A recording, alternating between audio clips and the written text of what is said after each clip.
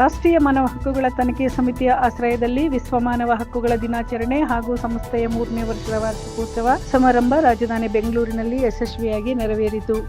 ಕುಮಾರಕೃಪಾ ರಸ್ತೆಯಲ್ಲಿರುವ ಗಾಂಧಿ ಭವನದಲ್ಲಿ ಭಾನುವಾರ ಬೆಳಗ್ಗೆ 10 ಗಂಟೆಗೆ ಕಾರ್ಯಕ್ರಮವನ್ನು ಆಯೋಜಿಸಲಾಗಿತ್ತು. ಸಮಾರಂಭಕ್ಕೆ ಕರ್ನಾಟಕ ಹೈಕೋರ್ಟ್ನ ನಿವೃತ್ತ ನ್ಯಾಯಮೂರ್ತಿ ಗೌರವಾನ್ವಿತ ಶ್ರೀ ಶಂಕರಗುಳ್ಳಿ ಎಂಎಸ್ ಅವರು ದೀಪ ಬೆಳಗಿಸಿ ಅಧಿಕೃತ ಚಾಲನೆ ನೀಡಿದರು. ಈ ಕಾರ್ಯಕ್ರಮದಲ್ಲಿ ಕರ್ನಾಟಕ ರಾಜ್ಯ ಮಕ್ಕಳ ರಕ್ಷಣಾ ಆಯೋಗದ ಸದಸ್ಯ ಡಾಕ್ಟರ್ ತಿಪ್ಪೇಸ್ವಾಮಿ, ಕೆಟಿ ಚರಕ ರತ್ನ ಪ್ರಶಸ್ತಿ ಪುರಸ್ಕೃತ ಹಾಗೂ ಖ್ಯಾತ ಆಯುರ್ವೇದ ವೈದ್ಯ ಡಾಕ್ಟರ್ ಡಿವಿ ಆನಂದ್, ಕರ್ನಾಟಕ ಉಚ್ಚ ನ್ಯಾಯಾಲಯದ ಕೇಂದ್ರ ಸರ್ಕಾರದ ವಕೀಲ ವೆಂಕಟೇಶ್ ದೊಡ್ಡಲಿ, ಬೆಂಗಳೂರು ವಕೀಲರ ಸಂಘದ ಪ್ರಧಾನ ಕಾರ್ಯದರ್ಶಿ ಪ್ರವೀಣ್ ಗೌಡ ಹೆಚ್ವಿ, ಜನಧ್ವನಿ ನಿರಾಶ್ರಿತಾಶ್ರಮದ Janadhwani Mahesh, EMRI green health 108 ಸೇವೆಗಳ ಕರ್ನಾಟಕ ರಾಜ್ಯ ಮುಖ್ಯಸ್ಥರು, ಕ್ರಾಂತಿವೀರ ಸಂಗೊಳ್ಳಿ ರಾಯಣ್ಣ ಅಭಿಮಾನಿಗಳ ಬಳಗದ ಅಧ್ಯಕ್ಷ ಸುರೇಶ್ ಗೋಕಾಕ್ ಹಾಗೂ ಗೃಹ ಸಚಿವರ ಕಾರ್ಯಾಲಯದ ವಿಶೇಷ ಕರ್ತವ್ಯಾಧಿಕಾರಿ ಕೆ ನಾಗಣ್ಣ ಸೇರಿದಂತೆ ಹಲವು ಗಣ್ಯರು ಹಾಜರಿದ್ದರು. ಮಾನವ ಹಕ್ಕುಗಳ ಸಂರಕ್ಷಣೆ, ಮಕ್ಕಳ ಹಕ್ಕುಗಳ ಮಹತ್ವ, ಆರೋಗ್ಯ ಹಕ್ಕು ಹಾಗೂ ಸಾಮಾಜಿಕ ನ್ಯಾಯದ ಅಗತ್ಯತೆ ಕುರಿತು ಗಣ್ಯರು ತಮ್ಮ ವಿಚಾರಗಳನ್ನು ವ್ಯಕ್ತಪಡಿಸಿದರು. ಸಮಾಜದಲ್ಲಿ ಮಾನವೀಯ ಮೌಲ್ಯಗಳ ಬಲ ನೀಡುವುದು ಮತ್ತು ಅಸಹಾಯ ಹಾಗೂ ಹಿಂದುಳಿದ ವರ್ಗಗಳ ಹಕ್ಕುಗಳ ಬಗ್ಗೆ ಜನಜಾಗೃತಿ ಮೂಡಿಸುವುದೇ ಈ ಸಮಾರಂಭದ ಪ್ರಮುಖ ಉದ್ದೇಶವಾಗಿತ್ತು. ಒಟ್ಟಾರೆ ವಿಶ್ವ ಮಾನವ ಹಕ್ಕುಗಳ ದಿನಾಚರಣೆ ಮತ್ತು ರಾಷ್ಟ್ರೀಯ ಮಾನವ ಹಕ್ಕುಗಳ ತನಿಖೆ ಸಮಿತಿಯ 3ನೇ ವರ್ಷದ ವಾರ್ಷಿಕೋತ್ಸವ ಅರ್ಥಪೂರ್ಣವಾಗಿ ನಡೆಯುತ್ತಾ ಯಶಸ್ವಿಯಾಗಿ ನೆರವೇರಿತು.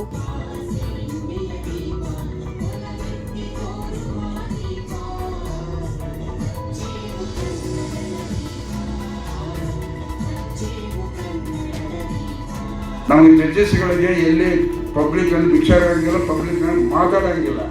ಪಬ್ಲಿಕ್ನ ಮಾತಾಡಿದ್ರೆ ನಮ್ಮ ವೃತ್ತಿ ಬಾಂಧವ ವಕೀಲರುಗಳು ಅರ್ಜಿ ಬರೆದು ಬಿಡ್ತಾರೆ, ಮೂಕರ್ಜಿ ಬರೆದ್ರೆ ನಮ್ಮ ಅಲ್ಲಿ ಮ್ಯಾಗ ಎನ್ಕ್ವೈರಿ ಆಗಿ ಬಿಡುತ್ತದೆ, ರಿಸಲ್ಟ್ ನಿಲ್ಲ.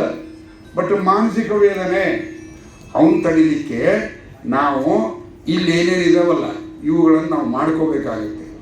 ಅದನ್ನು ನಾವು ಅಫ್ಕೋರ್ಸ್ ವಕೀಲರಾಗಿ ನಾವು ಈ ಸೇವೆ ಸಲ್ಲಿಸೋಕ್ಕೆ ಅವಕಾಶ ಇದೆ. ಉಚಿತ ಕಾನೂನಿನಲ್ಲಿ ಹೋದಾಗ ನಾನು ಮೊದಲು ಆ ಹಳ್ಳಿಗೆ ಹೋದಾಗ ಮೊದಲೇ ಹೇಳೋದು, ಆಗಲೇ ನಮ್ಮ ಇವ್ರು ಹೇಳಿದ್ರು ಯಾರೋ, ನಮ್ಮ ನ್ಯಾಯ ಸಂತರ್ಪಣೆ ಹೆಂಗಿದೆ ಅಂದರೆ ಭಾರತದಲ್ಲಿ ಹೇಳಿದ್ರೆ ಯಾವುದೋ ಪಂಜಾಬದಲ್ಲಿ ಎಲ್ಲೋ 80 ವರ್ಷದ ನಂತರ ರಿಲೀಫ್ ಸಿಕ್ತಂತ ಅವನಿಗೆ.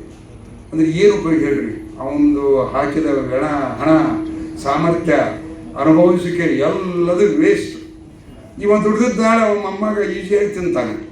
ಅಂದರೆ ಅವನು ದುಡ್ದಿದ್ದು ಅವನಿಗೆ ಬರಲಿಲ್ಲ. ಹಾಗಾಗಿ ನಮ್ಮ ನ್ಯಾಯ ದಾನ ಹೇಗಿದೆ ಅಂದರೆ ಅದು ದೌರ್ಬಲ್ಯ. ನಮ್ಮ ಇಂಡಿಯಾದ್ದು ಫಾರಿನ್ ಕಂಟ್ರಿದಲ್ಲಿ ಇವತ್ತು ಕೇಸ್ ಆದರೆ, ಇವತ್ತು ಮರ್ಡರ್ ಆದರೆ 30 ದಿವಸ ಜಡ್ಜ್ಮೆಂಟ್ ಆಗುತ್ತೆ. ಬಟ್ ನಮ್ಮಲ್ಲಿ ಮರ್ಡರ್ ಆಗಿ ತಿರುಗಿ 50 ವರ್ಷ ಆದರೆ ಇನ್ನೂ ವಿಚಾರಣೆ ನಡೀತಿರ್ತಾರೆ. ನಮ್ಮ ನ್ಯಾಯಾಂಗದ ದೌರ್ಬಲ್ಯ, ಅದು ಏನು ಮಾಡೋಕ್ಕಾಗಲ್ಲ. ಅದನ್ನು ಉಚ್ಚ ಮಟ್ಟದಲ್ಲಿರೋರು ಅದನ್ನು ನಿವಾರಣೆ ಮಾಡಲಿಕ್ಕೆ ಏನಕ್ಕೆ, ಅಫ್ಕೋರ್ಸ್ 70 ವರ್ಷ ಆಯ್ತು, ಇನ್ನೂ ಏನೂ ಆಗಲಿಲ್ಲ, ಮುಂದೇನು ಮಾಡ್ತಾರಂತ ಒಂದು ಆಸೆ. ಇಲ್ಲೇ ಈ ಒಂದು ಹಕ್ಕುಗಳನ್ನು ಕೊಡಿಸುವಲ್ಲಿ ಅದು ತ್ವರಿತವಾಗಿ ಈ ನಿಮ್ಮ ಸೇವಾ ಸಂಸ್ಥೆಯಿಂದ ಇಂಥ ಹಕ್ಕುಗಳನ್ನು ಕೊಡಿಸುವಲ್ಲಿ ತಾವು ಪಾಠ ತೆಗೆದುಕೊಂಡು ಅದರಲ್ಲಿ ಸೇವಾ ಮನೋಭಾವದ ವಕೀಲರನ್ನು ಇನ್ವಾಲ್ವ್ ಮಾಡಿಕೊಂಡು ನ್ಯಾಯಾಲಯದ ಮುಂದೆ, ಎಸ್ಪೆಷಲಿ ನಮ್ಮ ಯಾರೋ ಫ್ರೆಂಡ್ಸ್ ಹೇಳಿದರು ಪೊಲೀಸ್ ಸ್ಟೇಷನ್ದಲ್ಲಿ ನೀವು ಯಾರೋ ಹೋಗ್ರಿ, ಆ ಪೊಲೀಸರ ದಾಟಿನೇ ಬೇರೆ. ಅದು ಒಂದು ಪೊಲೀಸರ ಬಗ್ಗಿಸೋ ಶಕ್ತಿ ಜಡ್ಜಸ್ಗಳಿಗೆ, ವಕೀಲರುಗಳಿಗಿದೆ. ನಾವು ಹೋಗಿ ಅಂತೇಳಿ ಸರ್ ಬನ್ನಿ ಸರ್ ಕೂತ್ಕೊಳ್ಳಿ ಸರ್ ಎಲ್ಲ ವಿನಯ ಶುರುವಾಗುತ್ತೆ. ಆದ್ರೆ ಅದೇ ಇನ್ನೊಬ್ಬ ಹೋಗಿ ಮಾತಾಡಿದ್ರೆ ಸಾಹೇಬ್ರೆಲ್ಲ ಹೊರಗೆ ಹೋಗ್ಯಾರ, ನಾಳೆಗೆ ಬಾ, ಆಗಲ್ಲ ಕೆಲಸ, ನಾಳೆಗೆ ಬಾ. ಇಲ್ಲಾಂದ್ರೆ ಅಲ್ಲಿ ರೈಟರ್ ಅಂತ ಇರ್ತಾನೆ, ನಮ್ಮ ತಮಗೂ ಅನುಭವ ರೈಟರ್ ಪೀಸಿ ಅಂತ ಇರ್ತಾನೆ, ಅವ ವಸೂಲಿ ಮಾಸ್ಟರ್, ಅವ ಇಂಡೈರೆಕ್ಟ್ ಒಳಗೆ ಕರ್ಕೊಂಡು ಸುಮ್ಮನೆ ಅಡ್ಡಾಡ್ಬಿಡು ನೀನು, ಸಾಹೇಬ್ರು ನೋಡ್ಕೊಂಡು ಮುಗಿದೋದ್ ಕತೆ. ಕಳೆದ ಒಂದು ವಾರದಲ್ಲಿ ಕರ್ನಾಟಕ ರಾಜ್ಯ ಮಕ್ಕಳ ಹಕ್ಕುಗಳ ರಕ್ಷಣಾ ಆಯೋಗದ ವತಿಯಿಂದ ನಾನು ಉತ್ತರ ಕನ್ನಡ ಜಿಲ್ಲೆ ಅಂಕೋಲಾ ತಾಲೂಕು, ಚಿತ್ರದುರ್ಗ ಜಿಲ್ಲೆ ಹಿರಿಯೂರು, ತುಮಕೂರು ಜಿಲ್ಲೆ ಸಿರಾದಲ್ಲಿ ಮಕ್ಕಳೊಂದಿಗೆ ಸಂವಾದ ಮಾಡಿದೆ. ಅಲ್ಲಿ ಬಹುಪಾಲು ಸಮಸ್ಯೆಗಳು, ಮಕ್ಕಳು ಕೇಳಿದ ಬಹುಪಾಲು ಸಮಸ್ಯೆಗಳನ್ನು ನಾವು ಗಮನಿಸಿದ್ರೆ 2 ರೀತಿಯ ಸಮಸ್ಯೆಗಳು ಅತಿ ಹೆಚ್ಚು ಮಕ್ಕಳಿಂದ ಬಂತು. ಒಂದನೇದು, ಅವರ ಶಾಲೆ ಕುಡಿಯೋ ನೀರಿಲ್ಲ, ಶೌಚಾಲಯ ಸರಿ ಇಲ್ಲ, ಹೆಂಚು ಬಿದ್ದು ಹೋಗ್ತಾ ಇದೆ ಅನ್ನುವಂತಹ ಸಮಸ್ಯೆಗಳು. ಇನ್ನೊಂದು, ನಮ್ಮ ದೇಶದಲ್ಲಿ ಮಕ್ಕಳ ಉಚಿತ ಮತ್ತು ಕಡ್ಡಾಯ ಶಿಕ್ಷಣಕ್ಕೂ ಕಾಯ್ದೆ 2009 ಬಂದಿದೆ. ಇದೀಗ ಶಿಕ್ಷಣ ಅನ್ನೋದು ಮೂಲಭೂತ ಹಕ್ಕು. ಆದರೆ ಮಕ್ಕಳು ಕೇಳ್ತಾ ಇದ್ದಾರೆ, ನಮಗೆ ಸೈಕಲ್ ಕೊಡ್ತಿದ್ರು ಮೊದಲು, ಈಗ ಸೈಕಲ್ ಕೊಡ್ತಾ ಇಲ್ಲ, 2-3 ಕಿಲೋಮೀಟರ್ ಆಗ್ತಾ ಇದೆ, ಬಸ್ಗಳು ಇಲ್ಲ, ನಾವು ಹೇಗೆ ಬರಬೇಕು ಅನ್ನುವಂಥ ಪ್ರಶ್ನೆಗಳನ್ನು ಆಯೋಗದ ಮುಂದೆ ಇಟ್ಟರು. ಒಂದು ಹುಡುಗಿ ಸಿರಾ ತಾಲೂಕು ತಾಳಗುಂದ ಅಂತ ಒಂದು ಪಂಚಾಯತಿ ಇದೆ. ಈಗ ಒಂದು 4-5 ದಿನಗಳಿಂದ ಮಕ್ಕಳ ಹಕ್ಕುಗಳ ಗ್ರಾಮ ಸಭೆ ನಡೆಯುತ್ತೆ ನಮ್ಮ ರಾಜ್ಯದಲ್ಲಿ. ಪ್ರತಿ ತಿಂಗಳ ನವೆಂಬರ್ ಮಾಸದಲ್ಲಿ ನಮ್ಮ ಎಲ್ಲಾ ಗ್ರಾಮ ಪಂಚಾಯತಿಗಳು ಮಕ್ಕಳ ಹಕ್ಕುಗಳ ಗ್ರಾಮ ಸಭೆ ಮಾಡ್ಬೇಕು. ಅದರಲ್ಲಿ ಒಂದು ಹುಡುಗಿ ಒಂದು ಪ್ರಶ್ನೆ ಕೇಳಿದ್ರು. ಸುಮಾರು ಒಂದು 26 ಮಕ್ಕಳು ಪ್ರಶ್ನೆ ಕೇಳಿದ್ರು. ಸರ್, ನಾವು ನಮ್ಮ ತಂದೆ ಇಲ್ಲ, ನಾವು ನಮ್ಮ ಅಮ್ಮ ನಾವು ಒಂದು ವಾಸ ಮಾಡೋದಕ್ಕೆ ಮನೆ ಇಲ್ಲ, ತೀರೋ ಬಿದ್ದೋಗಂಗಾಗಿದೆ, ದಯವಿಟ್ಟು ಮನೆ ಕೊಡಿ ಅಂತ ಮಗು ಅಳುತ್ತಾ ವೇದಿಕೆಯಲ್ಲಿ ಇದ್ದವರೆಲ್ಲರಿಗೆ ಎಲ್ಲೆಲ್ಲಿ ನೀರಿಲ್ಲ ಆ ನೀರು ವ್ಯವಸ್ಥೆ ಮಾಡೋದು, ರಸ್ತೆ ವ್ಯವಸ್ಥೆ ಮಾಡೋದು, ಸಣ್ಣ ಚಿಕ್ಕ ಮಕ್ಕಳಿಗೆ ಶಾಲೆ ಕಲಿಸೋದು ವ್ಯವಸ್ಥೆ ಮಾಡೋದು, ಎಲ್ಲೆಲ್ಲಿ ಏನೇನು ಕಲಿತದ ಇದೆ ಆ ಶಾಲೆ ಕನ್ನಡ ವ್ಯವಸ್ಥೆ ಕೂಡ ಮಾಡಿದ್ದೀವಿ, ಶೌಚಾಲಯ ವ್ಯವಸ್ಥೆ ಮಾಡಿದ್ದೀವಿ. ನಮ್ಮ ಟೀಮ್ ಎಲ್ಲರ ಕಡೆ ಹೋಗಿ ಇದೇನು ಅವ್ರಿಗೆ ಸಹಾಯ ಮಾಡಲಿಕ್ಕೆ ಆಗ್ತದೆ ಆ ಸಮಿತಿ ನಮ್ಮ ಸಮಿತಿ ವತಿಯಿಂದ ನಾವು ಎಲ್ಲರ ಕಡೆ ಹೋಗಿ ಸಹಾಯ ಮಾಡೋದು ವ್ಯವಸ್ಥೆ ಮಾಡ್ತಿದ್ದೀವಿ. ಇನ್ನು ಮುಂದೆ ಪ್ರತಿ ವರ್ಷ ಇನ್ನೂ ಏನು ಬೇಕಾದ ಒಂದೊಂದು ಚಟುವಟಿಕೆಗಳು ಎಕ್ಸ್ಟ್ರಾ ಮಾಡ್ಕೊಂಡು ಹೋಗ್ತೀವಿ.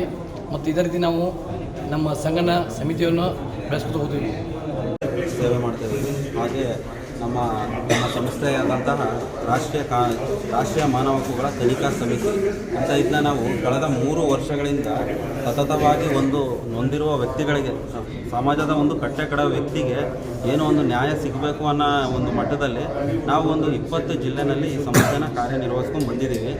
ಹಾಗೆ ಇದು ನಮ್ಮ ಒಂದು ಬಾಲಕಾರ್ಮಿಕ ಪದ್ಧತಿ ಆಗಿರ್ಬೋದು, ಹಾಗೆ ಒಂದು ಭಿಕ್ಷಾಟನೆ ಆಗಿರ್ಬೋದು, ಬಾಲ್ಯ ವಿವಾಹ ನಿಷೇಧ ಆಗಿರ್ಬೋದು, ಒಂದು ಇಲ್ಲಿಗಲ್ ಮೈನಿಂಗ್ ಅಂಥದ್ದಾಗಿರ್ಬೋದು, ಇಂಥವನ್ನೆಲ್ಲ ನಾವು ತುಂಬ ಮಾಡಿ ಸಾಕಷ್ಟು ಮುಗಿಸಿದ್ದೀವಿ.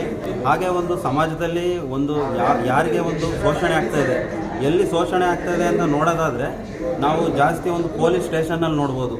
ಒಂದು ಯಾವುದೇ ಒಂದು ವ್ಯಕ್ತಿಗೆ ಮಾನವ ಹಕ್ಕುಗಳು ಉಲ್ಲಂಘನೆ ಅಲ್ಲೇ ಆಗೋದು, ಅವ್ರ ಹಕ್ಕುಗಳು ಇದೆಯೋ ಇಲ್ವೋ ಅಂತ ಅವ್ರಿಗೆ ಗೊತ್ತಾಗಲ್ಲ, ಅಷ್ಟು ಉಲ್ಲಂಘನೆ ಆಗಿರ್ತದೆ.